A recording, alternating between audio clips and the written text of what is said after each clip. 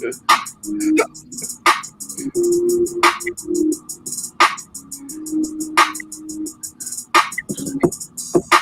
you have no idea how long it took us to get here. See, that's the feeling you have when you realize you still have a podcast. Yeah. A free kind of podcast anyway. Woo! Welcome home, everyone. Hi. Welcome to the NY to MD podcast. That's still here. Your host, Kevin Hurt, Brian Sherrard. Happy Sunday morning. Hope you had an uneventful morning, unlike the one we had trying to get this show on. Hope you're all well. Hope everything's doing okay in your world, as it is in ours. Oh man, that was scary for a second, Hurt. Dude, I think everybody was scared. I know I was scared. I was like, man, we're gonna have to do this. Like, if we have to do this, then it's gonna get real. Yeah. Like, it's gonna be real. We'll be having branded T-shirts and looking like the side of Ricky Bobby's car or something. It's gonna be crazy. It's gonna be like for real sponsorships going on this bad boy. Anyway, welcome in. Of course, NYMB Podcast. Please follow us on our social media on Facebook, IG, and the Twitter. It's WrestleMania weekend. You can follow our Twitter account as it goes through up and down the weekend of WrestleMania. And of course, we're streaming. We're here on StreamYard, yay, and YouTube. So we're live streaming there currently. And of course, you can always join us if you want to listen just audio only on Google Podcast, Apple Podcast, iHeartRadio, Spotify, wherever you find podcasts, you will find NY to MD Podcast. What's going on, man? Man, I'm all right, man. I'm doing good, man. Can't complain, man. I'm just glad to be here this morning doing this podcast with you, man. Yeah. Listen, I don't take anything for granted. You can't take anything for granted, right? So, and just might as well start off with at least one of the big news of last week, I should say, was the passing of one of an icon, a rapping icon, I'd say. Someone who had his own sound, his own personality. Definitely will be no one else like this guy. Yeah. Hailing from the town I was born in, Yonkers, New York. Talking about Earl Simmons, a.k.a. DMX. So, unfortunately, just passed away last Thursday, I believe. Friday, I'm not sure. What are some of your? I mean, we grew up. We're basically the same age. Well, we are the same age. Basically, just a couple months apart. Well, what are some of your favorite? Do you remember when DMX first came out? And some of your thoughts? Yes. Well, I don't think you're gonna like my thoughts because. Oh goodness. Well, I mean, they're your thoughts. So I mean, I ain't gonna. Yeah. I mean, to be honest with you, I wasn't really a big DMX fan. I wasn't. I appreciate him. You know what I mean. But just me personally, I wasn't a big fan. That his style wasn't. It wasn't he just wasn't my cup of tea. You know what I'm saying? He just wasn't my cup of tea. But I mean, my biggest thing with DMX is that, like you said, there's no one. He's indistinguishable. Like, I mean, there's nobody like him. You know what I mean? People try to imitate. Nah, man. No, DMX is truly one of one. You know what I'm saying? And there's just nobody else like him. He had a distinct sound. He had that persona. Man, it's like when the DMX song was on, like you just knew, oh, that's DMX. You know what I mean? Everybody would just go crazy up in here. Yeah. So he was, like I said, it really wasn't my cup of tea, but no doubt. I mean, he's an icon. He's great, man. And it's just sad, sad to it's just sad times, man. Sorry to hear about what happened. It's just sad, man. It's only 50 years old, Hurt, Yeah. It's just man. It's just sad, man. Yeah. So I remember when he first came out, he was on a song when I first heard him called Money, Power, Respect. It was that Little Kim and the Locks on it. Okay. And it was one of my favorite songs. I'm like, who's this dude rapping at the end? Like, I had no idea who he was. And of course, it was him. Then he came out with Rough Riders Anthem, which that was it. I was done. I was hooked. I was like, this dude. Didn't find out he's from Yonkers.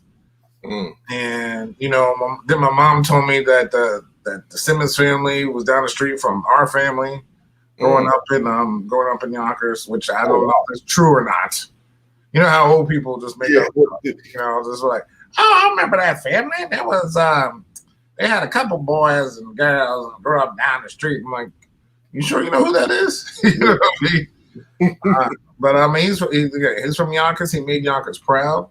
He's a son of of a place that people just know that's just basically north of the city. Basically, they consider Yonkers like another extension of the city. And of course, a bunch of other rappers, the Locks, come out of Yonkers. But there's nothing like DMX. It is just his sound, his personality. The dude was gracious. He was crazy. I was watching something with Trevor Noah, like, do you know this dude actually barked on his records? You know what I mean? Like, just think about how when you think about that, just seriously understand that this dude in the middle of a song, he just starts barking, and it sounds fine. Like, we would not let any other person get away with this. Right. Sounds that you could make. No one's meowing in the middle of a song. You can't literally. He'll just start going into a song and just and just go, and it's like, oh, that was banging. I like that little, You just get the growling. So it's, it was sad. It just had me thinking about there's way too many rappers in our lifetime that passed away too early. Yeah, man. Besides Biggie and Tupac and Big Pun and DMX and Big L and Phife Dawg and just from whatever means, even Nipsey Hussle, Pop Smoke. It's just, man, people. It's just sad. Heavy D, when Heavy D passed. So it's just, man. I like, when's the last time I saw a rapper live to 80? Even though we're growing up with these dudes. I mean, Jam Master Jay, so it's just, it's tough. It's tough. And, the dude was, loved by many. Yes, he was complicated. He had it. Definitely, we all know he had his demons. Yeah. But he talked about them. And the one thing I have to say that dude was out, honest, open about his feelings and his struggles and his beliefs and he represented the YO greatly. So I will always appreciate him for that. So, and I'm going to try to sprinkle him in as much as I can in this podcast. Oh, that's awesome. All right. Well, and one thing about him too, I mean, he made movies. Yep. And I think later in his life, he became a preacher. I believe as well. I mean, if you listen to some of his prayers are I mean, they're powerful. But he definitely has some powerful prayers. So he's a person that really felt a connection to what he, spiritually, to whoever he was feeling at the time. So it's, and which also just makes him so complicated and so many different layers, but it made him human. Right. He never ever professed to be anything else other than himself. Yeah.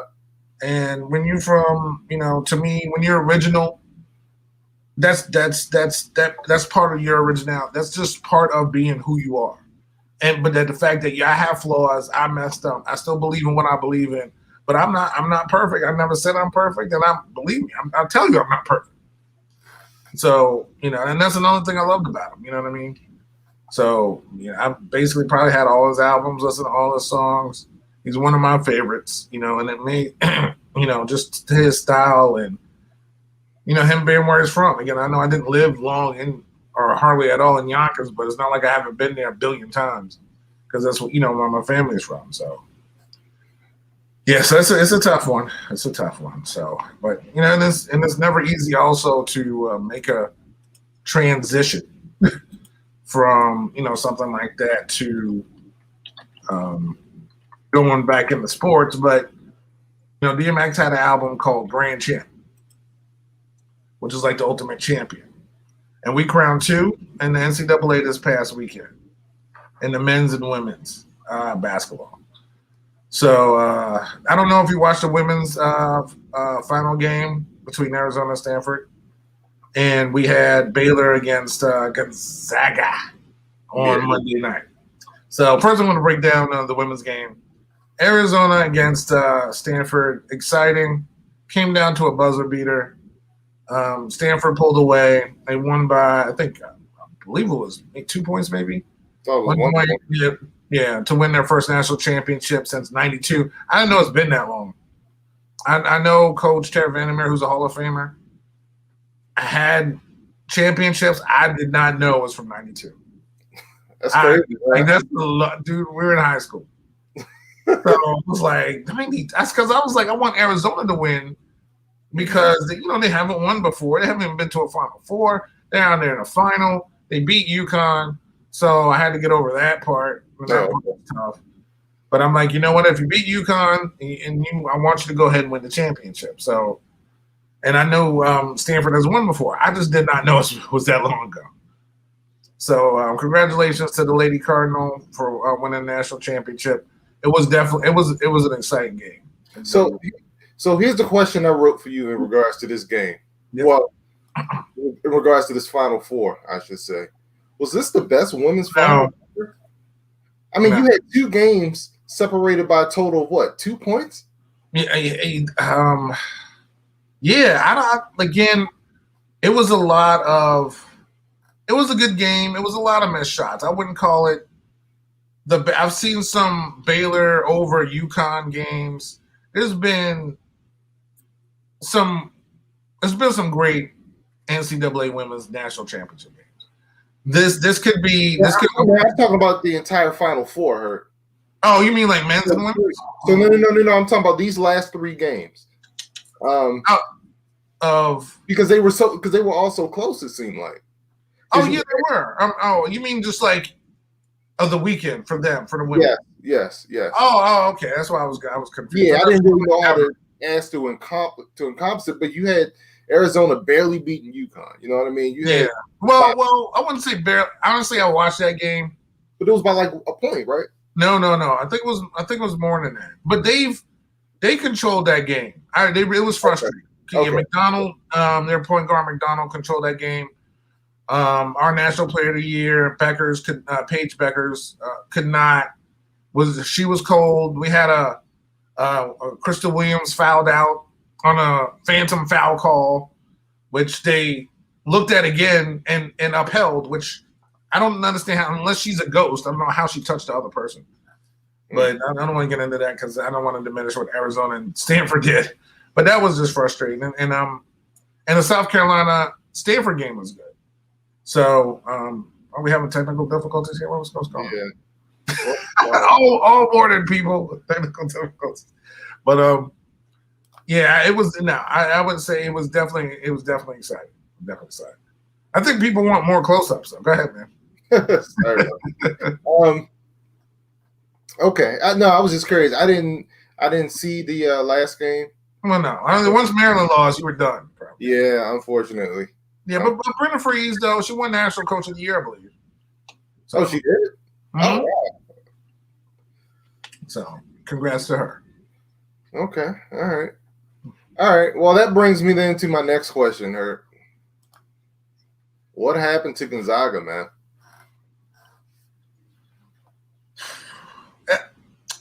Well, as we all know, we had like a NCAA tournament bracket, and I picked Baylor to win. Right. I picked Baylor to win because it's hard to go undefeated. How hard is it to stay undefeated? What up? On your bracket, you picked Baylor to win. Last week, I asked you who was yes, you're right. Yep. Because I was rooting for them. Yeah. For that small school, that's all they have. Their legacy is like literally basketball. To have the record, to do the one thing that hasn't happened since 1976, I definitely was rooting for them. But my brain picked Baylor. My heart picked Gonzaga. Yeah, my heart lost. Yeah, because I was shocked because I remember asking you would pick Gonzaga, and I picked Gonzaga to win, and I actually picked Baylor to win. I was really rooting for Gonzaga, man. But they just look outmatched, man. They were not ready for Baylor. Man, they were not ready. I know. for our wrestling fans, WrestleMania weekend, there's this wrestler. She's a Raw Women's Champion. Her name is Asuka. And she's like, you're not ready for Asuka. And they weren't ready for Baylor. They were not ready for Baylor. They were outgunned, overmatched. Baylor was rough riding all over them. Yeah. Yeah. So I wanted them to come back. They tried to break it down because they were down by like 17. Then they would try to, did we get it down to 9? I'm like, just if you can get it to 7. Right. Then it go to 11. Then it go to 13. Then it'll go down to 11. Then 9. Then 11. Then 13. And I was like, oh, they're never getting back in this game. And they never got back in the game. Yeah, and see, they had to work so hard just to get it down to 10 at half. Yep. But I was like, okay, that's manageable, though. Yeah. But coming out in the second half, Baylor was just too much, and it was over. They could not stop them. Man, their defense was suffocating, and they could not miss a 3. I mean, they could not miss a 3. They were wide open. Yeah. It's not like they were sitting there getting guard. They have like 3-point guards out there, and all of them could get to the basket and shoot. It was again, Baylor, who was 27-2, wasn't like a slouch. And people were saying that they didn't have to take like a 30-day pause in the season due to COVID stuff, that they could have been undefeated because their first game out of COVID mania, as I call it, as WrestleMania, COVID mania, was against Kansas, which they lost to Kansas. So it was unfortunately it wasn't as exciting of a game. It was still fun to watch, but Baylor had it in control, and they got their first national championship. Yeah. So go ahead. I'm curious because Baylor was supposed to play Gonzaga in the regular season, but they didn't, like you said, I guess due to the COVID. I wonder if that would have made a difference. If Gonzaga played them earlier in the year and had a chance to see them. Sometimes it does. I mean, teams change still throughout the course of a season, injuries and all this other stuff, but maybe they would have had a better blueprint because they just seemed overwhelmed. Yeah. It was not. It was killer bees on a swarm out there, man. It was like, like Gonzaga could not get a foothold on this game at all. Nah. So, but Scott Drew was there. Homer Drew is dead. All the Drews were there. So, and did you know how long he's been coaching at Baylor? Nah. Like he's been there. What year did he take over? It's been over a decade. Wow. He's been at Baylor. Okay. I gotta get the exact because I was just kind of shocked when I saw his press conference when he took over, and I'm like, wait, he took over. Then it's been a minute. I gotta find it for you, but go ahead. Okay. Well, no, that's all that's pretty much all the comments I had to say. But if you're ready to move on, I wanted to stick with college basketball because something we didn't really touch on last week was the retiring of UNC coach Roy Williams. Yes. Oh yeah, you're 100%. Yeah, totally forgot about that. Okay, real quick. He took over at Baylor in 2003. What? It's been that long? It's been that long. What up? He coached Valparaiso he was an assistant there with his dad from 93 to 2002. Took over for a year and then went to Baylor in 2003. Wow. That's why I was shocked. I was like, he's been at Baylor forever. Like he's there for a long time. Yo. But because they knew the program was like at garbage season, so they knew it was going to take a long time to rebuild. And I mean, they have more tournament wins during his reign than they had in their whole history. I think they had like 3 before he got there. Now they have like 17. Wow, man. Yeah. So, but the 2003, man. Dude, I would have never known he was there that long. So let's go to Roy Williams. Sorry. All right, yeah. So one coach to the other. Yeah, so Roy Williams retired last week. Great coach, Hall of Famer. I think he had 3 championships in North Carolina. Great coach. Yeah, he didn't win one at Kansas, did he? I think Larry Brown won one. I think he got close at Kansas. I think he got close, yeah. Yeah, I know Bill Self has won chips, but I don't think I don't think he won any at Kansas before he left. Yeah. Oh man, please. I'm looking at your TV in the background. Oh boy. Oh, I don't even know. You can see it. Yeah, they were showing some Oreo stuff. Anyway. Okay. Well, it's funny. You can only see it's at a slant to me. I can't even see what's going on. There's no Premier League on this morning on TV, so that's what usually comes on. No, okay. But yeah, I mean, there wouldn't be any Mets highlights, but we'll get to that later. Yeah. Oh, okay. Well, the question I have for you is they had to hire a new coach, in North Carolina, and my question is, was Hubert Davis the right hire? Oh, we got to see as the season goes along. I think he's been on that staff for a minute, right? I believe so. He's been an assistant coach on there. He's the first black coach in Carolina history. Okay. Which, he's been an assistant since 2012. Okay. So he's been on that staff for a while. Yeah. So, and he's a North Carolina guy. He's a North Carolina player, and they like giving stuff to North Carolina people. Yeah. But I don't know, again, how he's going to do, because the last time they gave it to somebody was like Matt Doherty, and that didn't work out too well. Yep. So, we have to see. Honestly, the book's open. As long as Florida State beats them, that's all I care about. But I think we have to wait and see on Hubert. Yeah, I mean, I think it's a good hire. I mean, you have someone that went to the school, like you said, that coached under Roy Williams for a while. Yep. He has a ton of NBA experience. You know what I mean? He probably has NBA connections, which is probably will help in recruiting. Well, it's North Carolina, so that's going to help. But the fact that he's a former NBA player, NBA connections, went to the school, had a lot of experience under Roy Williams. Like you said, North Carolina likes to keep it in the family. So yeah, sounds like a good hire, man. Yeah, I mean, I hope it works out for him. I just hope that, again, they can beat Duke all they want. So right. I'm fine with that. I don't want them getting past Florida State. Right. Congrats to him and his family, and I do wish him well. Right. Which is funny because I remember, I don't know why that weekend when they named the coach, it wasn't a bigger story in my head. You know what I mean? Les Roy Williams retiring, and that's usually like huge. Like when Dean Smith. No, I mean Dean Smith is Dean Smith, right? But there's still Roy Williams was basically Dean Smith's understudy. You get what I'm saying? So It was just, it should be like a bigger story, but I was not emotionally attached to it. Like, oh wow, Dean Smith stepping down. I felt like that's what my reaction should have been, and it wasn't. It's weird. I don't know. Okay. It is what it is.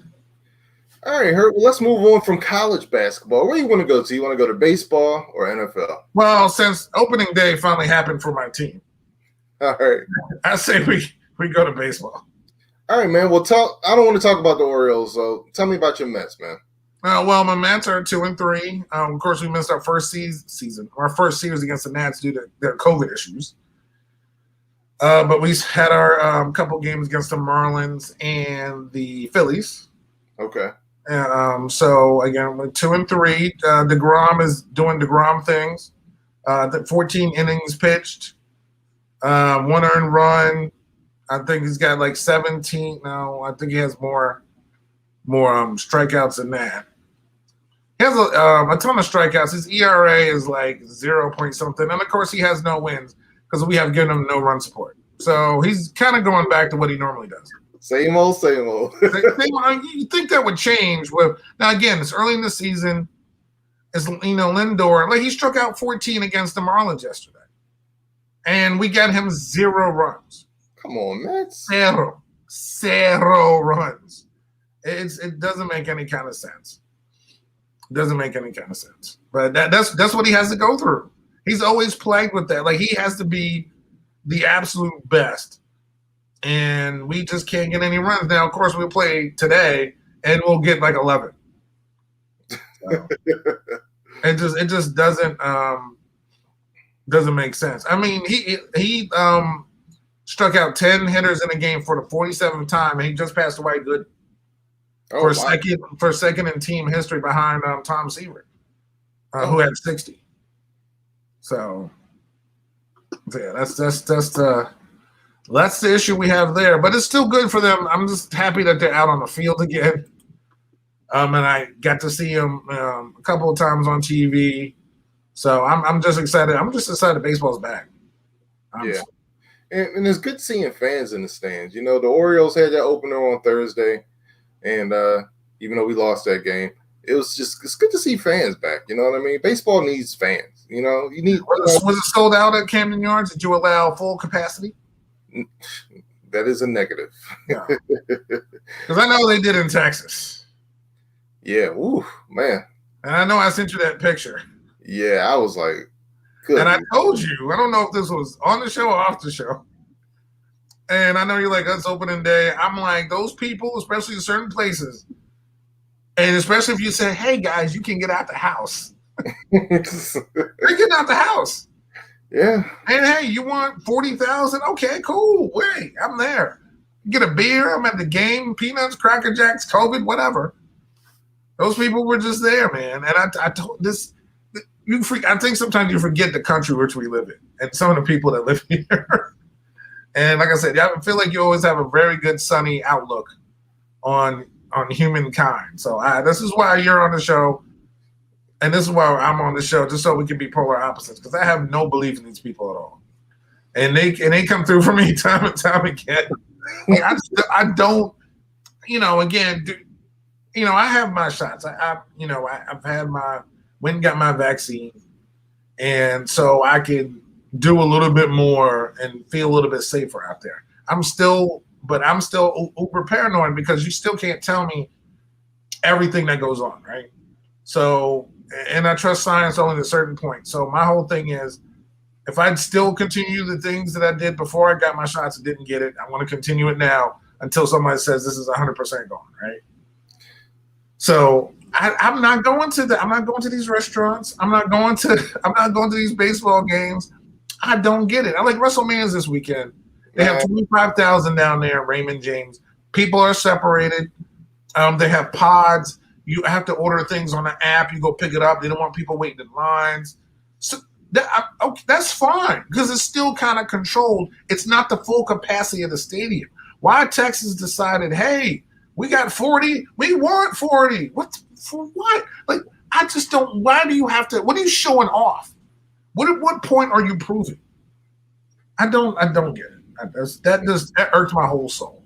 Well, as soon as I get my shot, I'm gonna be like, yeah, brother.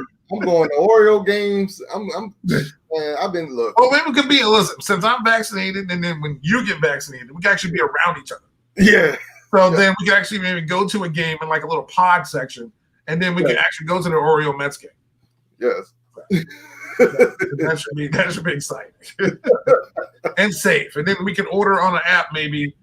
You can order your water. No, you bring in your food. So but then with COVID you can't do that now. Oh, there you go. Okay. So I might just have to eat before I get there. I can't bring in my Royal Farms chicken boxes anymore. No, yeah. You can do that. So no hanging out in the bar before the games either. So no, that's still going on. But I mean, we'll see where we're going to be in June. Hopefully, everything is much more improved by then. Yeah. So. All right, man. But no, go ahead. You had stick to baseball, or I have a couple more baseball questions for you. Okay, go ahead. And we touched on this off podcast, but there was a major injury last week. One of your players, Tatis. So I just want to know, what effect will the Tatis injury have on the National League West? Does it shift power at all? Is it just going to affect the team? Like, this is a big deal, man.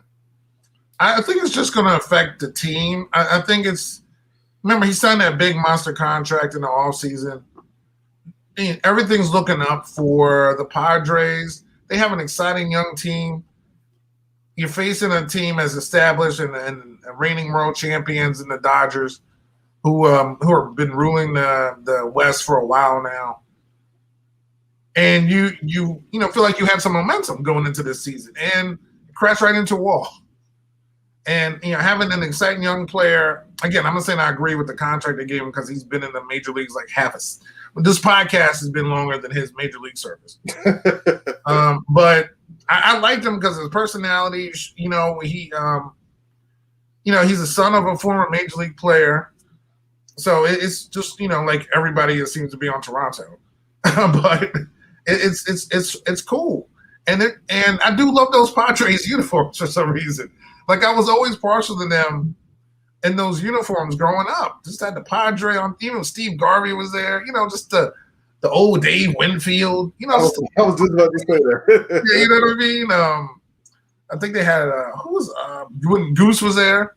Tony Gwynn. Yeah, well, yeah, Gwen. They kind of changed. They changed when Gwen to like a different San Diego on the front. Yeah, or like Padres, and it was like a gray instead of like a brown. I'm the brown yellow dude. Like that. Those are my Padres joints, and where Sheffield had that on. You know what I mean?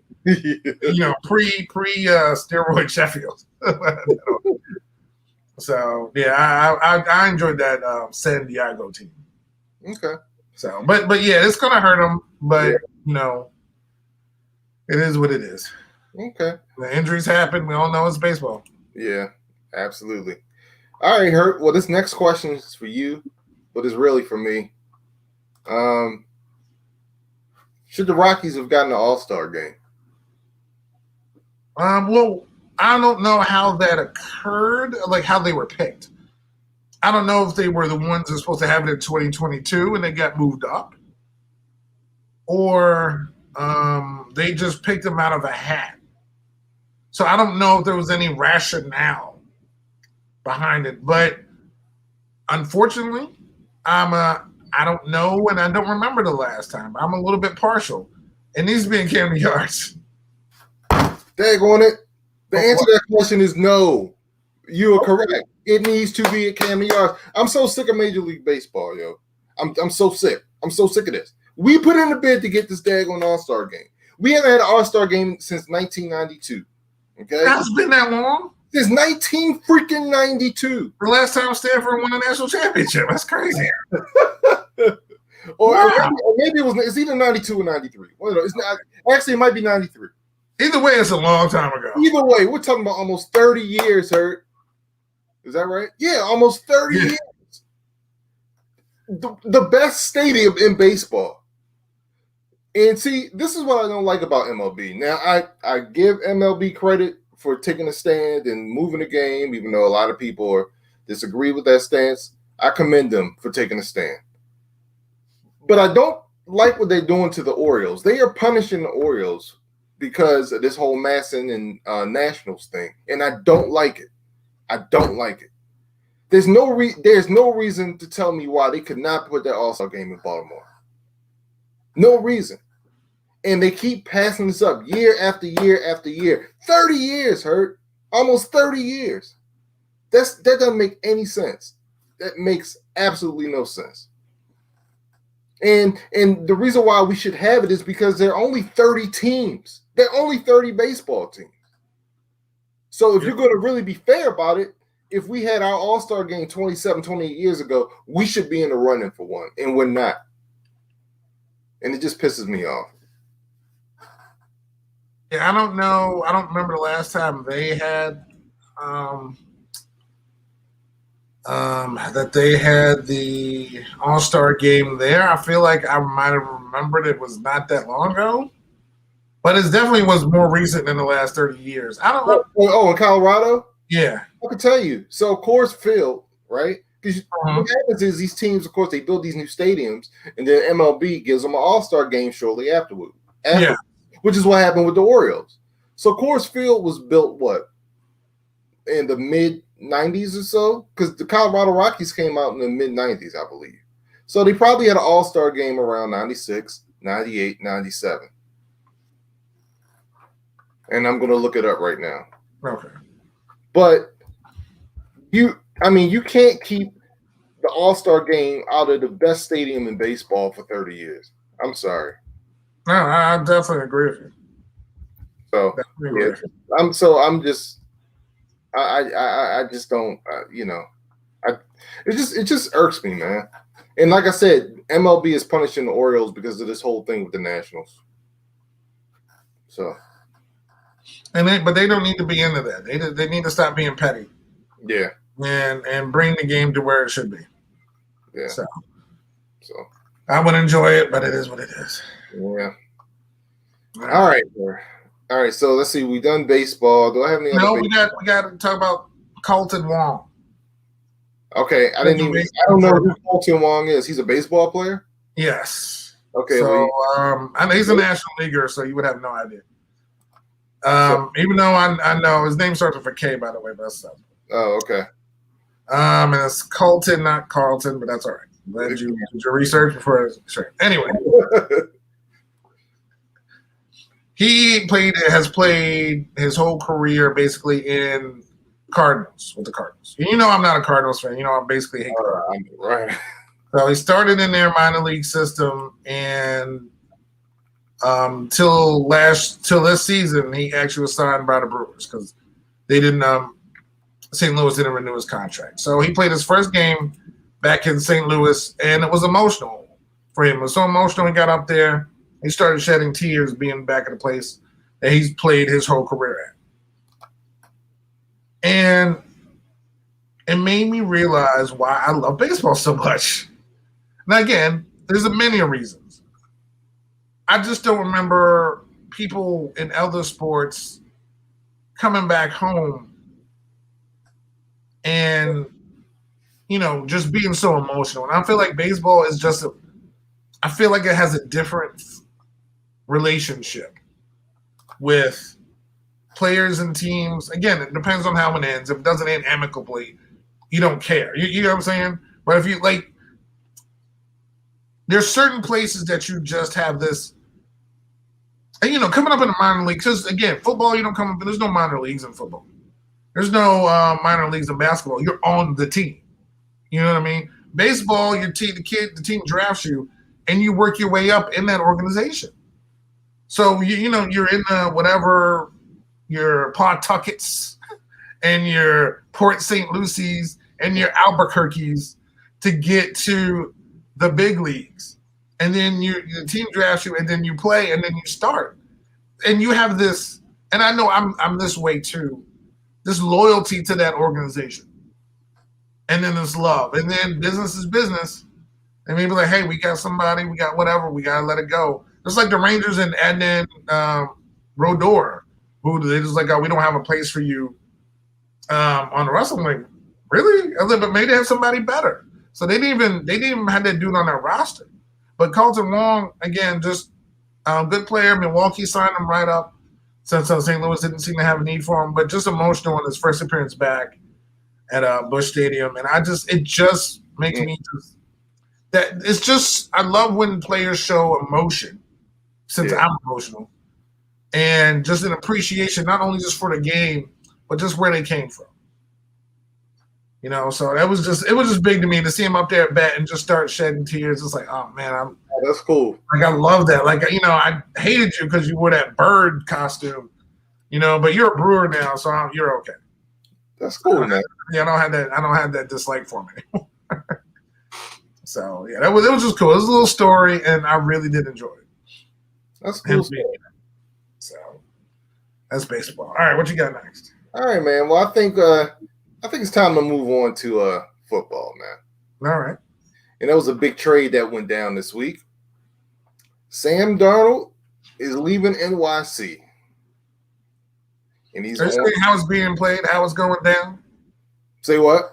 Are you saying like you want to see how everything's being played, how it's going down? Is that what it is? Okay. Yeah, exactly. So yeah, man. So Sam Darnold's moving on, and my question to you, Hurt, is: did Carolina make the right move, and did the Jets? Yes and yes. Yeah. They didn't want Sam Darnold. They're drafting a quarterback. Get rid of him. Carolina, as much as everybody likes Teddy Bridgewater, I don't think no one's ever loved Teddy Bridgewater. Yeah. So why not try to see what this guy can do, because he's still young. He's still in his rookie contract for a year or two. See what he can do. I'm a Sam Darnold guy. I just feel like he's in the wrong.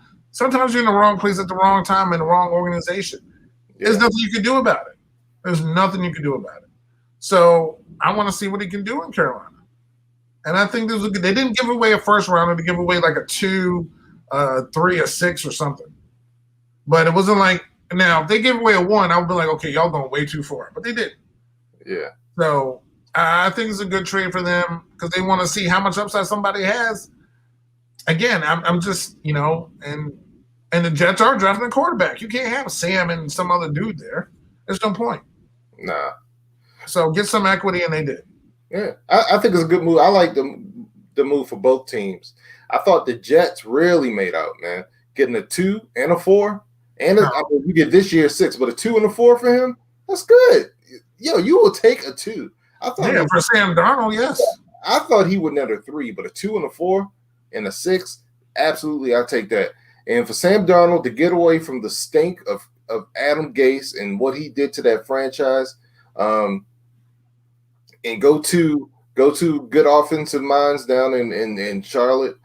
Hey man, I think it's a great move for him, man. He's pumped and he gets a new start. And he has weapons, Hurt. He has a receiver he's familiar with, Robbie Anderson. Yeah. DJ Moore, Terp, of course.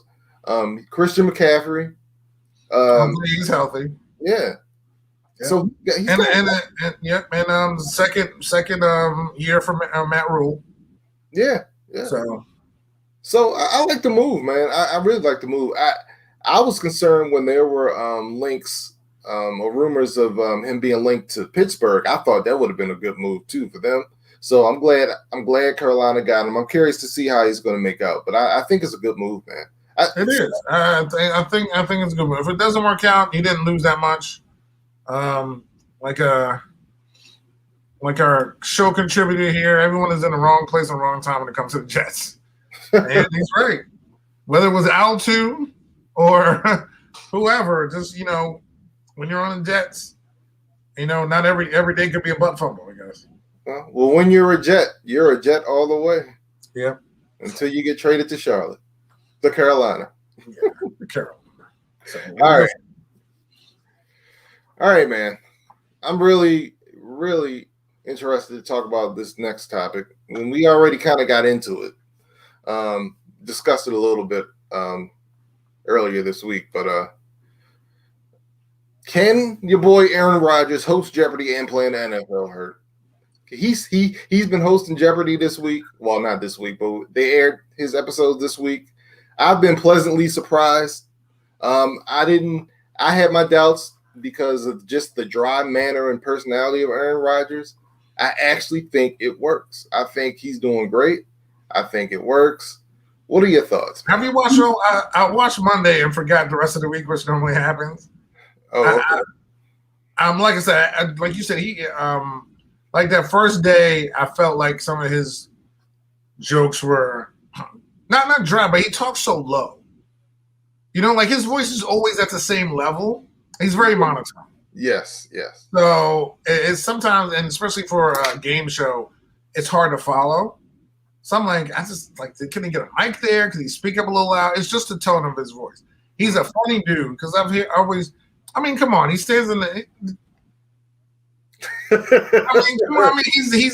He's got humor. Obviously I'm partial to him. Right. He's my favorite NFL player. So obviously he does have a sense of humor.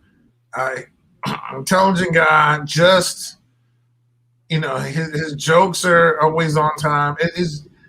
He just always seems like that guy. So when he was hosting Jeopardy, it's just, I guess to me, it's just weird. I wanted him to say 368, 368. Like I just want him to start off with that.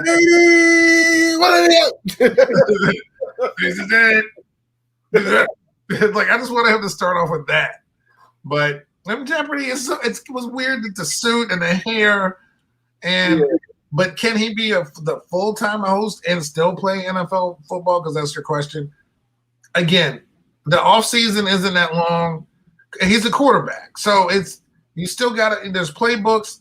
Him and his head coach, I don't think are BFFs anyway. You know what I mean? So if he eventually leaves Green Bay and say he does Tom Brady and goes to another team, I mean he could. I still want to see other people though host a show. Like you told me, Kitty Kirk hosted it or was on there. I totally missed her. I want to see LeVar Burton, but I think it'd be tough. I know you because you were out in California, so you were saying that they tape all these shows in like a couple months. So, but to come off an NFL season, especially if you win a Super Bowl, and then the next week you're in studio for 50 days, doing like 5 shows a day, is a lot. So that's just me. And then because you mini camps off season, you don't have a vacation. So one of those things would have to go eventually. Okay. You know what I mean? But luckily for him, he's towards the further end of his career, so he can actually make that decision and see what happens. To be honest with you, he's not a younger quarterback. So someone who's like, I mean, he's way too young, but someone who would be in between his age and Mahomes' age or something. You get what I'm saying? Yeah.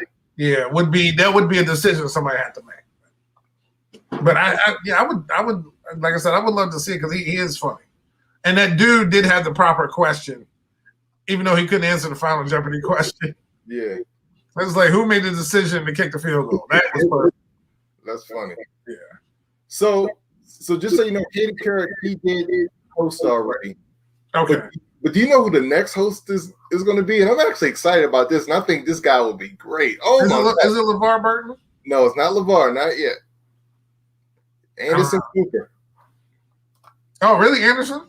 Yeah, Anderson Cooper. Oh, I think Anderson would do a great job. Yeah, I didn't even know he was in the running. So yeah, I'm gonna check that out. But Aaron Rodgers, man, the thing about it is, so far I think he's been doing great. But I think if he keeps doing it, he will only get better at this. I think I think he could do this. I think he could actually pull this off, man. I think though, a surprise candidate. I don't know how long they're going to go on with these. I know we discussed it. Can we just have Will Ferrell host? I don't care if it's a show. Have him do like Celebrity Jeopardy as a host. No, can we have Will Ferrell host as Ron Burgundy? Okay, now I think that's good. See, then the show would be about him. I know, but wouldn't you just like to see that for one episode? Dude, come on, you cannot tell me that would be. That would have to be a primetime special. He would have old timey Mike with the long mic, and I would love to see that. Yeah. That would have to be a primetime special, like the Ron Burgundy Jeopardy primetime special, where the categories would be San Diego, right. and is the milk bad, and milk was a bad choice. And then Sex Panther. And it would just have to be. But dude, I would go crazy for Will Ferrell and Jeopardy. That would be, you couldn't get any better than that. Yeah. You could not get any better than that. Oh my God. That's good. Like, oh, that question's wrong. You know what they say? If you're not first, you're last. Just Ricky Bobby in there. Dude. Oh, yeah. Yeah, it would be classic. But you're right. Look, I would take Will Ferrell in any type of way he wants to host. I would. That would be pretty cool, man. He could do any show. Like, he could really do any show. Yeah. Like, like you said, I wasn't a fan of Wheel of Fortune. That game's so boring to me. But you told me Pat Sajak was from Maryland. I had no idea. So I was like, okay, cool. So I have a little bit more respect for Pat, but I would have Will Ferrell host Wheel of Fortune. That would be when people try to guess and he'd be like, really? Just because you got to dig on those people with some of the stupid things that they come up with. Yeah. It would make it a little bit more pleasurable for me. But good for A-Raj. Again, Jeopardy is probably my favorite game show ever. Next to it is Price is Right. Yeah, okay. Because they have Plinko. I'm a Plinko fanatic. So even though I was kind of everything on the show, spinning the wheel, the Plinko, the Mountain Man, because they had the music. But certain games I just wouldn't want to do. It's like when they sit there and they have like a can of corn and you got to guess the price. That's that one I never liked. Never liked the one where they have like the piggy bank, a car, and like camping equipment, and you got to get all the numbers right. The first one you get is what you're going to get. You know what I mean? Yeah. So and the one with the dice, I never liked that. So okay.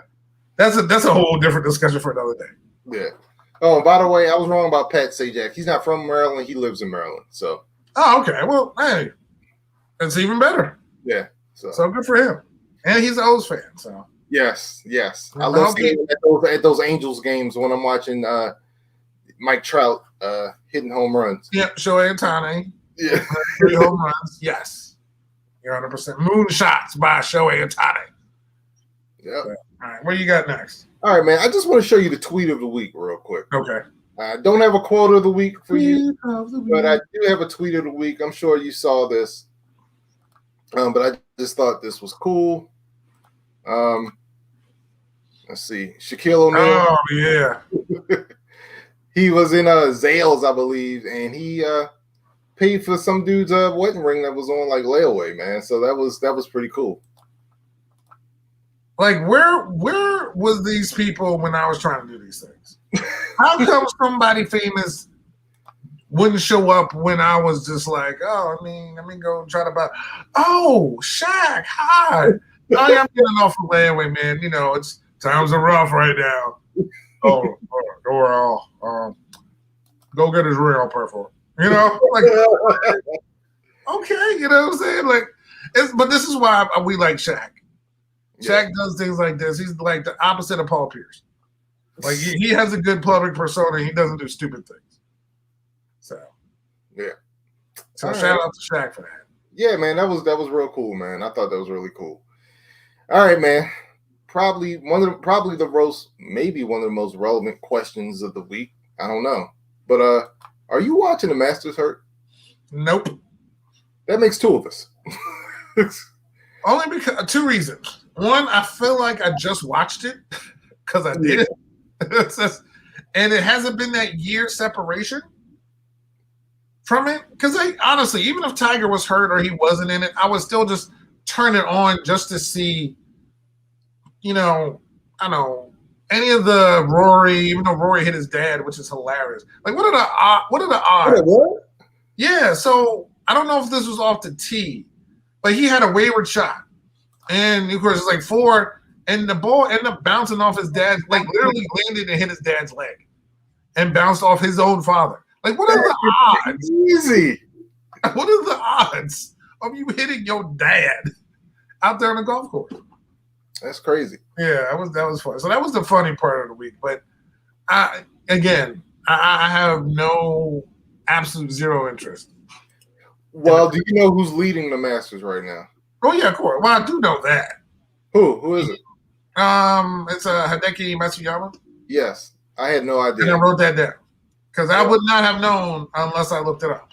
I just looked it up right now because, Yes. And he's got a pretty good lead too. I mean, he's at 11. He's got a 4-stroke lead. He's 11 under, man. Yeah, I mean, again, Sunday is make or break for people. Yeah, you have Xander Schauffele. The souffle man.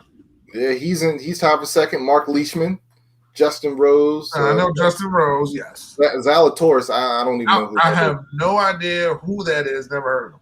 Will Zalatoris. Yeah. Let's see who else we got. Jordan Spieth. He's at -5. Okay. All right. So I mean, really, Matsuyama just has to kind of hold serve. Really, you know what I'm saying? Like, if he could just kind of hold serve and maybe get a couple more strokes under par, he might take away the green jacket. That'd be cool. Yeah, well, hey, listen, this is long he doesn't, if he slips, because if he's slipping and falling, then he can't get up. So he just has, like you said, just has to hold serve and get through it. Then he can have a party up in there. Yeah. All right, man. Well, before we get to the entertainment portion of our show. Yeah, entertainment, baby. I have one last question for you. Okay.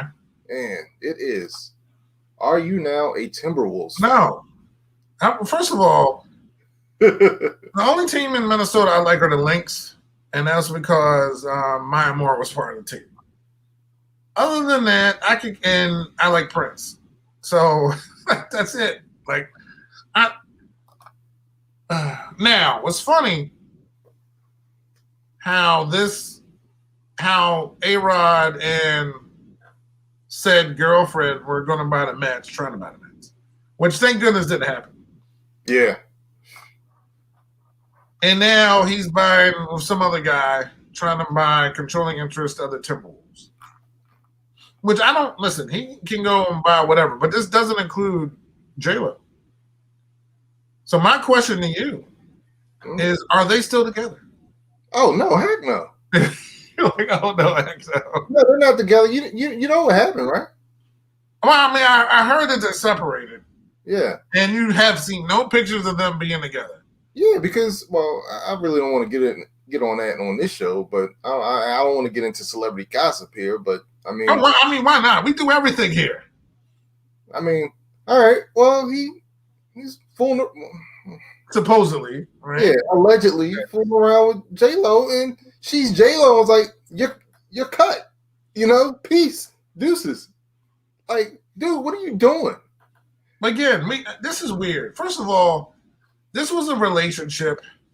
This is how good we are here on the podcast. We can go from everything, from royal weddings to J-Lo and A-Rod. This was one of those relationships. Was like, how did this happen? At least in my estimation. Dude, oh no, I'm totally with you. And to me, there was a total imbalance in this one. I was just like, maybe if he was A-Rod before, like Seattle A-Rod, where I liked him, I don't know. Or maybe he kept that A-Rod persona from Seattle. And he wasn't this like jerk ball guy who grew up a Mets fan, but because he did grow up a Mets fan. I'll give him that. But who became this guy who I don't even like hearing him talk. Like, he just gets on my nerves. Yeah. And I was like, how did he? I'm like, but then again, this is the same woman who, was with one of her backup dancers. So I was like, I guess she doesn't look at what she's a long ways away from that.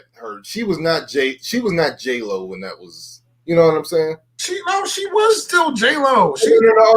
No. You know what? I'm thinking about somebody else. My bad. I'm thinking about the very first relationship, the first marriage. Oh, that was a while ago. But that was when she was J-Lo, and I was just like, this dude? Because man, he was being interviewed everywhere. I'm like, I don't know how he did that. Yeah. But again, with A-Rod, I was like, I don't know how he did that. You know what I'm saying? So now you talk about bias. I can't stand this guy. There's nothing he can do. He's always going to be a fraud. He's always going to be a cheater. Yeah, a fraud. Yeah, and to me, the stuff that just went down in their relationship just kind of. I really don't want to talk about. No, I totally. I don't know these people. Supposedly it happened. Yeah, I'm not a fan of the Timberwolves. I am not right. I'm not a fan of the Timberwolves. I will never be a fan of the Timberwolves, and I am not a fan of A-Rod. Never will be. And I'll just leave it at that. Yes, good. Well, I am a fan of the Minnesota head coach of the women's NCAA volleyball team. Oh. As they are the number 1 seed heading into the tournament. Okay. So she was told that ESPN was carrying the tournament on ESPN Plus or whatever they do. But it was not going to have any broadcasters. What? So literally they're just streaming the show and not commenting on the show. Oh, okay. Wow. Which would mean to me, what is the point then? Why are you not commentating on the championship rounds of a season? Now, if you can have comment, now I'm a fan of curling, as we all know. If you can have commentators for curling, for dog shows, for cat shows, for bowling, or anything else that happens to be on any of these stations, and this is the actual competition, or even they have commentators for, what is that thing? I don't even know that new sport where they hit the ball off that little bouncy thing. Man, I sound really old now. Dude, I have no idea what you're talking about. I forgot. It's something called something ball. Dan, you listening? It's like it's like an NCAA tournament thing too. Now there's actual teams, but it's like almost like a trampoline almost. But you're bouncing the ball and you have teammates and you're on opposite sides, and you have to hit it and the other person has to hit it. They have commentators for that one. They have commentators for the Ultimate Frisbee Championships. Okay. This is the NCAA tournament finals for volleyball. And you're in the early round, so they were only gonna have broadcasters for like the semifinals and the finals? Come on. Again, it's because of the women. Right. I'm done. Like I'm so done. So luckily they called them out on that, so now they're gonna have broadcasters. Like you got people at home sitting around on ESPN. Literally. What else are they doing? They're not traveling. They do the broadcasting now from their house. I was done. I was just upset about that. Yeah. Because that pissed me off. So let's get into the fun part. All right, man. So this week, Disney Plus dropped episode 4 of the Falcon and the Winter the Falcon and the Winter Soldier, called "The World Is Watching." So, Hurt, is the world watching? Oh yeah, the world's watching. Figuratively and literally. I mean, I know I was watching. And I didn't know in this episode, like DMX would say, Cap's gonna bring it to you. Cap's gonna bring it to you. Knock, knock, open up the door, it's on. I mean, the dude just, basically he's called out like, where my dog's at? Like that dude. And again, this show continues to impress me. Yes. They still take me into so many different directions. I like the acting. I mean, the acting is good, of course, but it pulls me in so many different ways. Again, it made someone who I didn't even care about, like Zemo, into a character that I'm interested in. Like I would like if they had a Zemo special. Like it's just, so it's, and again, Zemo was a guy in the comic books or anything. And I was like, he's like a backup bad guy, as I would call him. He's not Magneto. Right. He's like, whoever, like, what was the first, it's like Sabretooth. Like, Sabretooth is not an A villain. He's a B villain. And Zemo, to me, was a B. Red Skull is A. Zemo, B. But they made him so compelling and fun to watch and listen to and everything and his on-screen camaraderie with Sam and Bucky is perfect. Yeah. And this episode gave you from Wakanda to wherever they were. But it's still Madripoor, maybe. No, from Wakanda. Latvia or something. Oh yeah, okay, yeah. So we're all over the globe here. Yeah. And I enjoyed every second of this episode. Yeah, this is good, and this is what I like about this show, because this show is asking you. Showing you there's a thin line between hero and villain, and it's fleshing out these characters to the point where let me just address the villains, right? They're villains, but are they really? Because the more you hear about their motives and what they're trying to do, you kind of like Sam, like I kind of agree with you. Like with Carly, right? You kind of get where she's coming from. No, that's what I was saying there from the beginning. Yeah, right. Yeah. Like you kind of side with her, but her methods about going about it. And then when you hear Zemo talk, he's so against like these super soldiers, but he's right, because they bring out these supremacist views. And you think about it, he's right. Like if you have all this power, you think you're better than everybody. You know what I mean? Like, so it's like it asks you these questions, man. Like who's you kind of side with them. Like I feel I'm watching the show and I'm kind of siding with the villains a little bit because they're bringing out valid points. And then here at the very end, you have the so-called villain, the so-called symbol of America, pretty much defiles the shield. You know what I mean? I don't even know if defiles is even a strong enough word. Like, I mean, dude, that the imagery of that right there got me. Yeah. Like I was like, yo, what? Yeah. Like Dan's daughter said, Captain America before he became Captain Crazy. Yeah. Like all of us, she's like Steven Rogers better. Yeah.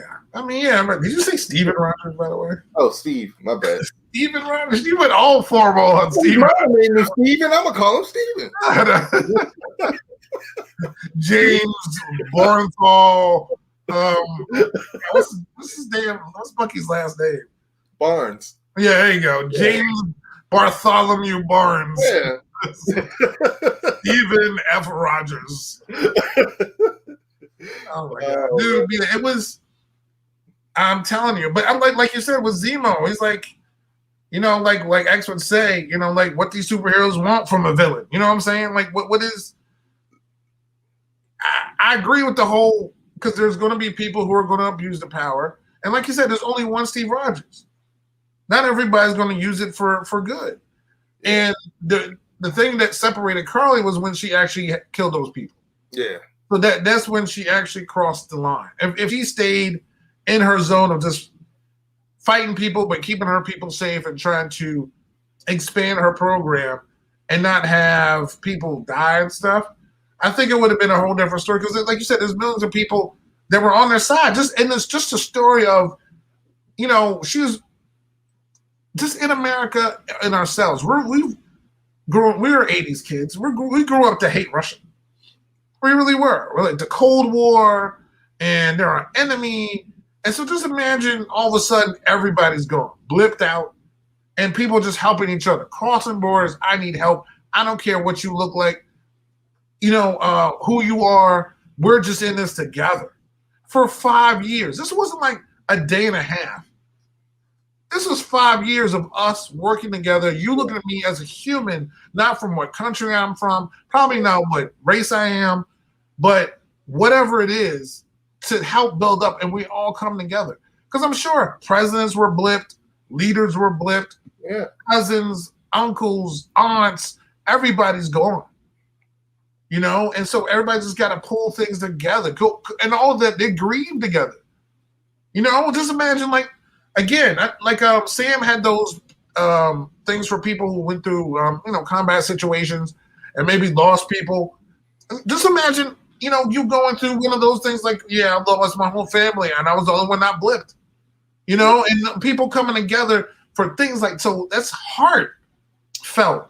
And we're all in this now together. And then one day you're just sitting there chilling and you're probably in a room and then you're like, in the hell? Because again, just how Monica came back. She came back right in the room where her mom died. Yeah. And it was just like, luckily there was no other patient in there. I mean, she could have just zipped right into a COVID room. You know what I mean? I mean, it could have just, she just, I was like, what the? So I totally get what she's saying, but she crossed the line, unfortunately, when she did kill those people. But what she's saying is 100% correct, and what she's fighting for.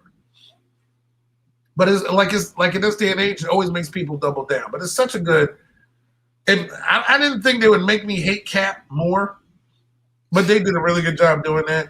And the name Battlestar, whoever made that up. Like, in all honesty, if they said, "Hey, Kev, we want you to be Cap's sidekick," like, all right, I'll be a sidekick. Well, he's obviously Captain America, right? Okay. Like, what's my name going to be? You got a star, you do battle, so we're going to know you Battlestar. No, I'm good. I'll just go by Kev. Like, Battlestar? Yeah. Battlestar, really? Yeah. And then he's not a good best friend. I'm like, well, how many people could you see if you took the serum? Man, you see all those people, but if you took the serum, you could be better, right? Yeah. He was already crazy. Now he's super pirate crazy. Yeah. I'm just curious what really went down, man. They must have really did some really messed up stuff, man. Shielded by those three honorable, three purple or gold medal, whatever it is, those honors were, Purple Hearts or whatever. But yeah, man. But this is not good, Hurt. This is not good. I can't wait to see where this is going. It wasn't good for Zemo, but he got away. Yeah. He was like, "Yo, I don't know what's gonna look. This is how it's going down." Yeah. And I got to go now. And he rolled out, and he just slipped out. He's like, "Yeah, this ain't gonna end well for me." So, And then Cap getting his butt kicked, and like they weren't even super powered. It's like, no, but you know who you're messing with. The way they disarmed Bucky's arm, yo, dude. Yeah, like the look on his face. Yeah, I'm like, yo, you think you know what's going on here? Right. You don't know what's going on here. Just remember. Yeah, just remember. Slide. Looks like the Pulp Fiction. Not Pulp Fiction. Gosh, probably. Well, we'll get to it on one of my friends, but Kill Bill 2 or 1, 2. It's like with the heart, exploding heart touch. Just basically what she did to him, to have his arms just fall off. Yeah. That was cool. So that was some Uma Thurman type stuff, and I appreciated it. Yeah, man. Yeah, but this is really good. I like the fact that although these are superheroes, they're touching on these issues that just make you think. You know what I mean? And I like to see villains with like good, not with Love Zemo chilling, drinking water, doing the fight. Yeah, that was funny. I don't know if it was water though. I think he had a little adult beverage, maybe. No, okay. Yeah, I think he had like a little whiskey, which is much better than water. But yeah, man, this is a good show. I'm digging it. Really. They're doing a great job. That's why when they come out with your favorite character, Loki, later on, that you need to watch it. Even though you hate Loki, he hates Loki. I can't stand Loki, man. He's just a whack villain to me. Maybe this upcoming series would change my thoughts on him, but he doesn't do it for me, man. Yeah, I'm not a big Loki. I'm not big on Loki, man. But anyway, man, you know what I am big on, man? Our top movies. Yes. Oh man, and we got 4 great movies to talk about today. 2 of mine, 2 of yours. Well, really, it should be 3 of mine. Yes. Yeah, I don't know how this first movie we're going to talk about. I don't know how this did not make your list, especially since this would not be my favorite movie if it weren't for you. Loki is great, says Dan, by the way. So yeah, as usual, you're wrong. Yeah, whatever. Anyway, this wouldn't be one of my favorite movies if you had not told me. I introduced you and your family to this movie. Yeah, absolutely. This is a family tradition in my house every Christmas. We have to turn on the TBSs and the TNTs to watch this movie. A Christmas Story. I love it. This movie makes me smile, makes me laugh. There's so many fun scenes, so many memorable scenes from this movie, memorable lines.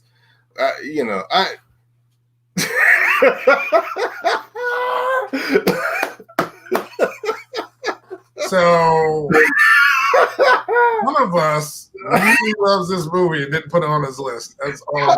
Exactly. How did this not? I don't understand how this didn't make your list. I don't understand. It's maybe because it's I was thinking of the holiday concept. But I love this movie. I love this movie. Yes, you talk, please. Yeah. I mean, no, it's good. No, I like when you talk about it because I'm glad that it's something that, as hard as it is to convince you to do anything ever, the fact that you actually decided to watch the movie and then fell in love with it. Yes. Like and millions of us have from a movie which, I think people sometimes have a hard time watching something where they don't know the characters or know the people or or even the actors. I didn't know these actors. I had no idea who they were. Haven't seen any of them probably, except for maybe the mom was in other movies. But I don't remember these people. But I remember watching it one day, Christmas, and I'm like, why are they showing this movie all day? This is years. This is before I even told you about it, of course. I'm like, why is this movie on all the time? This is dumb. Until I sat there and watched it. And I'm like, this is the best thing since sliced bread. Yes. Now, it's not my favorite Christmas movie, as we all know. But it's second. I mean, like I said, I love the elves and I love those. But this movie makes me laugh out loud. It taught me how to say a word differently. It taught me that there are consequences to sticking your tongue to cold places. and the follow up of that.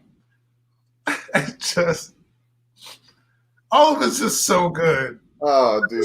Dude, just when you first saw the movie and you're sitting there, what were your thoughts when he first said it must be French? Like, what was your first ever reaction? I don't know. I don't know. I just thought it was funny, man. Dude, it's fragile. Fragile. Must be French. I told you, and this is true. I got a package in the mail this week. And on the front, because it was like some picture frames, right? So on the front, it didn't say fragile, it said fragile. And I actually That's the only way to pronounce the word. Right. I don't even pronounce it to say. And I actually said, oh, this is fragile. This is fragile. So dude, oh my gosh, that movie is great. And the funny thing is, that movie came out when we were kids, yo, in the 80s. I think it came out in 1980. Dude, I didn't start watching this movie till what, 4 or 5 years ago? Well, yeah, I didn't start watching until maybe like 10. Okay. I didn't know about it. Yeah. I didn't know about it, and it became the greatest thing ever. So, I love this. I love it. It's just one, like, again, like, to me, it's like one of those things, like, It's a Wonderful Life to me. I don't know where I started watching It's a Wonderful Life. Oh, okay. Because that movie came out like 1902 or something. Like, it was old. And I just started watching it, and then I fell in love with it. And there's just certain movies that have a magic to it. And A Christmas Story definitely has the magic to it. And just having the tongue on a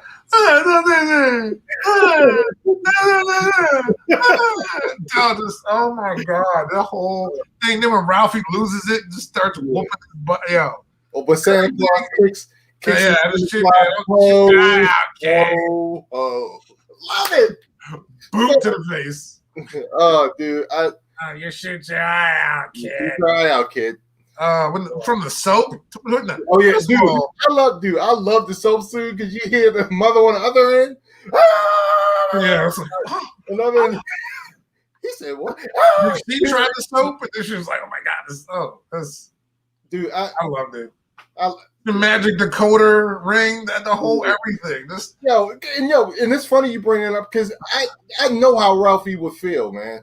You know what I mean? It's like when he found out with this, like, man, I've been waiting all this time for this secret message, and this is what it is. Yeah, I just got played. So yeah, love that movie, man.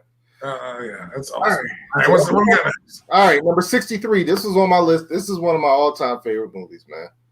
This is one of Dan's. Dan can comment on this too. Oh man, this is Indiana Jones and the Last Crusade. Oh my gosh, man. I love Indiana Jones, man, but this is by far the best Indiana Jones movie, man. Don't get me wrong. I love me some Raiders of the Lost Ark. Temple of Doom. Ugh. It's a little too creepy for me with the whole. I love Temple of Doom. Listen, I don't think it's on our list though, right? Oh no. This should be the only Indiana Jones on my list because this is the best one. The fourth one, I don't. The Crystal Skull, I don't even speak of that one. You don't even speak of that one. That one doesn't even exist in my mind. But The Last Crusade. Thank you, Dan. We finally agree on something. Well, y'all agree. Well, I mean, y'all agree on a lot of movies. Though. Oh yeah. That is true. Yes. Yeah. But come on, man, Indiana Jones, the search for the Holy Grail, Sean Connery, son. Come on. Sean Connery. Yes. I mean, as his dad. Yeah. As his father. I mean, for some reason, I'm a Temple of Doom guy. Ugh. I do like this movie. I've seen it, but you didn't know? You better call somebody. What? You didn't know there was a fifth movie? Why are we doing this, man? Daggy, he's not happy, Daggy. Why? Crystal Skull was so bad. So bad. Well, this one is going to have Short Round in it, so it should be better. Are you serious? No. Oh. I just like Short Round. He was the best thing about Temple of Doom, by the way. Yeah, that's what I love to do. Except he had a Yankee hat on, I think. But other than that, he was a big kid. Yeah. But I mean, the dude had a heart in his hand. It was a big dude. When I saw that part where he had the heart in his hand and they were eating the monkey brains, chilled monkey brains. Yeah. And I just love that. I don't know why. That movie is the one that's in my head. The only thing I remember from was the first one, Raiders of the Lost Ark. It was freaky because their faces melted. Yeah. He was fighting that big dude who got chopped up. That's all I remember from that movie. Yeah, I like Temple of Doom is cool. I actually watched it maybe 2 or 3 weeks ago with the kids. Oh, okay. But dude, the heart stuff is. I mean, it's just too creepy for me, man. Pulling people's hearts out. Dude, that's like Mortal Kombat Kano type stuff, man. Get over here. Speaking of which, this week Mortal Kombat comes out on HBO Max. Yay, no. Oh, dude, I'm a Mortal Kombat guy, dude. Like, were you a Mortal Kombat guy? I'm a Tekken guy. Oh, see, this is why. But don't get me wrong. I did watch and I have played, as every other kid our age had played, Mortal Kombat. I just didn't play it as much as I played Tekken. Nah, dude, I'll meet you at the arcade. You know what I'm saying? We going after school to play some Mortal Kombat. Like, yeah, no, Mortal Kombat was cool. I mean, yeah. I wasn't the guy who was into the whole fatality. And I was like, it was, again, it was cool with Scorpion, Sub-Zero. That was my Scorpion, yeah. I like Raiden back forward. I mean, that's yeah. Scorpion and Raiden were my guys. Yeah, so I mostly played Raiden, especially because like threw the hat. Yeah.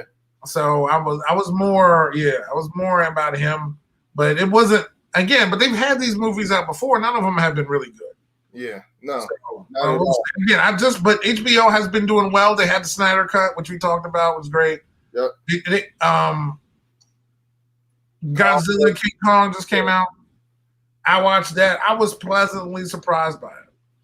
I really was. At first, I was kind of like, how are they playing this?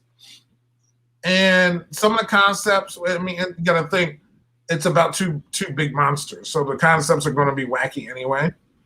But I enjoyed it more than I thought I was going to enjoy it. I honestly thought I was going to be like, I don't know, because they always mess up the Godzilla movies. They always mess up the Godzilla movies. Like King Kong one, the one they had with Samuel L. and everything, like that was kind of like a okay story. And it showed Kong in a good light. And it wasn't like, they never do that with Godzilla. Godzilla's just dumb. Like most of the Godzilla movies, sort of the old ones back in the day. All the new ones I've hated. Matthew Broderick that was so stupid. Yeah, I can't mess with Godzilla, man. Kong, I can watch. Like I did watch Skull Island. But I can't do Godzilla, man. He just doesn't do it for me. But from what I hear, though, this is the most visually stunning movie in the history of cinema. What? From what I hear, apparently. Is that what your brother said? for the most part, he said the visuals in this were unlike any other movie he's ever seen. So you're saying it was better than Avatar? Yo, y'all have no idea. We off air a couple of days ago. We had like a 30-minute discussion on Avatar. Oh my gosh! And how much he hates Avatar. That movie is awful. Oh my god, it's so funny. And Avatar, by the way, will not appear on any of our lists. Oh, absolutely not. Oh man, but I'm glad you were pleasantly surprised. You know who else was surprised? The box office, because they say Godzilla and King Kong may have saved the box office because they had a really good week on the big screen. So that's yeah, they should. It was good. It was really good. I'm telling you, like if this was actually, well, it is out in theaters. Like if I could or would or felt like going, I would have seen that in the theater. Yeah, I really would. Because honestly, that's a movie you really need to see in the theater. Yeah, it's made for the big screen. The sound, the action, everything would have been so much better seeing it. Actually, yeah. You know what? Maybe I will see it in the. You know what? That's what I'll do. Maybe that's a theater, but you're right. It is a theater movie. Yeah, because maybe I'll do that. I don't know when, but maybe I'll do that. All right, man. Let's go to number 62, man. We're in the 60s, man. Well, almost in the 50s. These next two are on your list. I have seen this movie. I did enjoy it. I've only seen it once, so I don't remember it too much. But Casino, heard. Yeah. So if there's a theme to the movies on my list, I like gangster movies. And Casino again put some of our favorite people in the movie. It had Sharon Stone, had Joe Pesci, and of course it had Robert De Niro. And you can't beat those three in a movie. Nah. It was I think he played Sam Rothstein was his character's name, Robert De Niro. Joe Pesci was good. It just, and again, it wasn't my favorite ones. Goodfellas is still better, way better than Casino. Casino was kind of long, but it was very good, very interesting. And even I think Nas, one of his videos, I think it was Street Dreams, did like a homage to Casino in one of his rap videos. So it was definitely that kind of movie. Okay. So I definitely liked it. All right. Well, last on the list, or for today's list, this is one of your movies. I haven't read the book, haven't seen the movie. But well, you even did read the book. Bucky. Bucky read the book when it first came out. Oh, yeah, that's right. The only reason this movie is on here, because to me it's the best of the Hobbit series. But the fight scenes. I love fight scenes, especially epic fight scenes. And the fight scene of this one at the end, between the king, dwarf, and the main bad guy was epic. You get young Legolas fighting. Of course, our girl from Lost is in this movie too. She had a good fight scene as an elf. Kate. Oh, Evangeline. Yeah. Yep. Oh, okay. And she was in the Hobbit series. She has really good fight scenes in this one. It was really good. Of course, Bilbo Baggins and Gandalf are all in it, and it was really, I really did enjoy the fight scenes, and that's the only reason why this movie's on. It was just so cool. Every time that comes on, I have to watch it. Literally every single time. Now, is this the second or last movie? It's the last one. Oh, okay. It's the last one. Yeah. What about Smile? Which one was that? Yeah, that was the second one. Oh, okay. Yeah. Okay. Yeah. All right, man. Well, before we go, I want to end this podcast with some movie news for you. I don't know if you heard this week. I think you might be excited about this, but did you hear about what movie they're coming out? They're making what show they're making a movie of? Well, the fifth Indiana Jones, obviously. No. A cartoon we watched in the 80s. 90s. I mean, we've had Tom and Jerry. We've had Transformers, G.I. Joe. Yes. Getting closer. Hound Puppies. I mean, what was it? It had a real awesome theme. Well, it had a nice theme song. DuckTales. Nah. Actually, I mean, is this a remake? This is a cartoon that we watched. Yeah. Theme song, action, superhero. I don't want to say superheroes, but nothing's coming. I have no idea. Thundercats. They are making a Thundercats movie. Now, hold on. It's going to be an animation CGI hybrid. So it's not going to be live action. But yes, we are getting a Thundercats movie, and I think the director of Godzilla and Kong is the one that's bringing it to cinema. Okay. Come on, Hurt. I thought you'd be more excited. I'm a Thundercats guy. That's what I'm saying. I'm a Thundercats guy. Thundercats are on the loose. Thundercats are, feel the magic, feel the roar. Thundercats are loose. Thundercats. I get that. I love the cartoon. It's hard. You just said you love Kong, and you were pleased by Kong and Godzilla. Yeah. No, he did a great job. This is my issue, and I'm not going to spend too much time on this because we're at the end of the show. My issue is they don't make these things great, right? So the first Transformers, remember how excited I was? Then he literally pooped all over it. Literally pooped all over the rest of those movies. Except for when I watched Bumblebee, which was the best one. Bumblebee was so much better than any of the Transformers movies.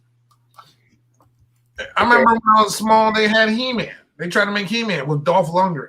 That was straight, hot, unadulterated, smoldering garbage. Absolutely. So in order to do Thundercats, you have to do it right. And I don't know. Again, the dude who did, if it's the same dude who did Kong and Godzilla, hopefully he does it as well as he did that movie. I just don't know who's writing the script. I just don't want it end up looking like the non-Snyder cuts. You know what I'm saying? Like I don't want it looking like that. That's what I'm afraid of. But if you do it correctly, Thundercats can be awesome because it's an awesome movie. I mean, it's an awesome cartoon. So, and you got to cast it right. All I know is that I know Panther better have a black voice, is all I'm saying. If Panther ain't black voice, then I'm automatically not watching that movie. Okay. All right. I'm excited, man. I'm excited. Adam Wingard is the one who's directing it. Oh, okay. All right. Yeah. Well, we'll see. But I mean, I appreciate the news. Yeah. Because they came out with a new Thundercat cartoon recently. That's garbage. Yeah, I don't even. It comes on. My daughter told me it's like they got a new Thundercat. I was like, I saw a preview of it. I don't know. Wow. Okay. No. Well, I'm curious, man. I'm all in on this Thundercats movie, man. Yeah, I'm holding back my judgment. I need to see a preview first. David Spader is Mumra.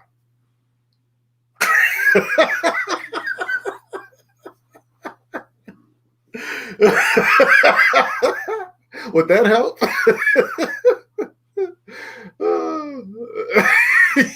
Thank you, everybody, for tuning in to the MIA podcast.